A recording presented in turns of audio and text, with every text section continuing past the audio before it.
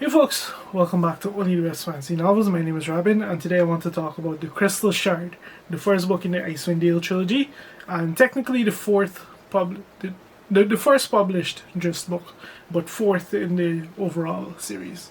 And Ari Salvatore really blasted out of the gate with this one, didn't he? I was repeatedly told that the Icewind Dale trilogy is not that good, and if this is what people are referring to as not good, then I think I'm in for a very fun ride with these books. Yeah, so the Crystal Shard opens with us finding Drist having lived in Icewind Dale for a number of years. At this point, he's kind of assembled almost like a little motley crew of friends that he or at least beings that he interacts with, and it's kind of one day at a time. Like, he's in an uneasy peace with the people of the Dale and that sort of stuff, and it pretty much all goes out the window when ancient artifact is rediscovered by a venal wizard, and who quickly decides that he's going to set himself up as a as a petty tyrant, with his target being the 10 towns of humankind. So I think this was a pretty good intro to probably the most famous, I should say, of the Elric clones, at least before JRM came along with the Targaryens, or Andrew Sarkozy with Geralt. I think this was written long before those. And it's pretty much what you would expect from fiction of the era. Like, it's very D&D style. It's pretty much just a fun, action-packed adventure. And when I say action-packed, I do mean action-packed. Like, the book is split into two different conflicts. The first is an internecine conflict between the different groups of humanity, and then we get the larger conflict of the story that's been building as a whole, and the way that plays out. And I like the way that the two were used to kind of build off of and complement one another. But yeah, setting that aside, with this book, it was an interesting reading experience, because when you read the Dark Elf trilogy, you're very much following Drist as a solo character. Obviously, he does have some secondary characters around him, whereas this one is more of an ensemble cast. Like, we have a few different characters that we follow, and they get, I won't say equal page time, but they do get large, big parts of the book that are dedicated to them. So because of that, like, you get enough to really understand and appreciate the character, but it's by no means is this like character-driven fantasy, not in the way that the initial trilogy, the Dark Elf trilogy, is. So because of that, like, just almost feels kind of two-dimensional. Not that he is, because like we see him between his different reactions and his emotions in this book, and just the strange actions he decides to take when he in certain situations. Like, he's very much a unique individual in this book, compared to what we saw in the first one. It was because of that, like, I kind of felt like Ari Salvatore didn't quite discover what he wanted to do with the characters yet, because the Drist that we see in this book is significantly, I would say, significantly different from the character that we follow in the Dark Elf trilogy,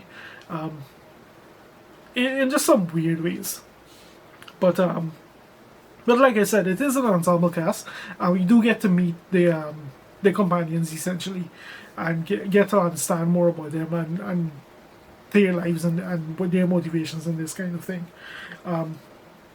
So that was a plus to this book. In the initial trilogy, we were mainly following Drist, so that allowed us to be more invested in him and his story and how he works. So there's that. As to his writing style and that sort of stuff, like, Ari Salvatore is very readable. It just flows. It is really the only way I can put it. Like, you don't necessarily read fast, but his writing is just so accessible and flowing that you end up reading faster than you would think. It just flows. It is really the best way I can put it. That said, like, you can already see everything that makes him or makes these books popular, I guess. Like, this one is action-packed. There's quite a lot that happens in here. All the shenanigans that you would expect following Drist. And, of course, there's the conflicts and the larger conflicts as a whole. All that being said, this is very much classic fantasy. Like, this is fantasy written 70s, 60s, 80s, some quite way back. So, these are tropes. They make no bones about being tropes, and you should go into this book expecting. Don't go into this book expecting some subversion or that kind of thing. Like, this is very much drawn on D&D. So you almost have your character classes and that kind of thing. Obviously not laid out, not told as such, but it's pretty glaring from the tropes.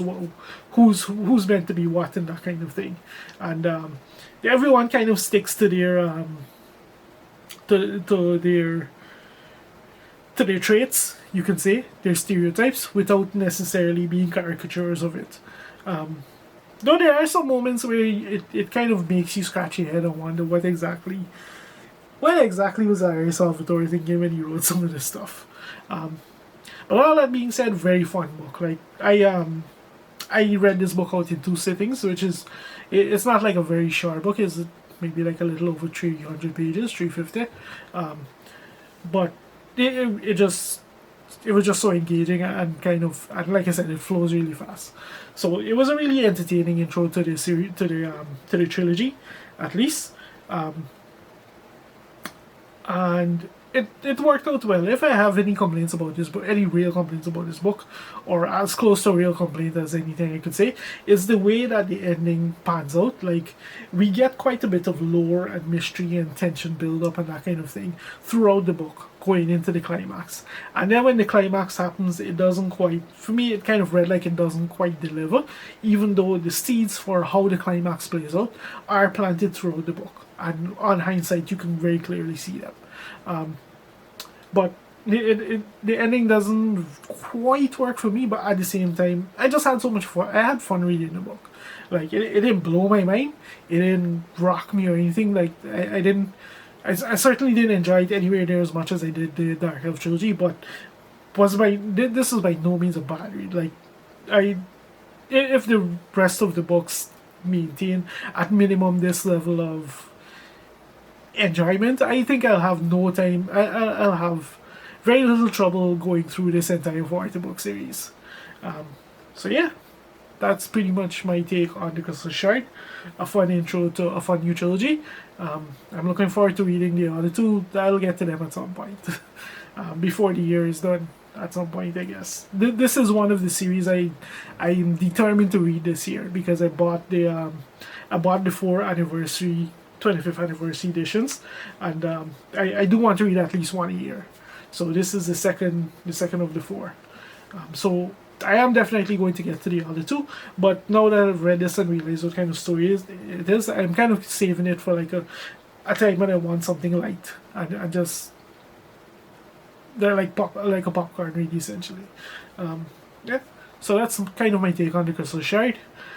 First book of the Icewind Dale trilogy. If you've made it this far into the video, thank you very much for watching, and I'll see you next time.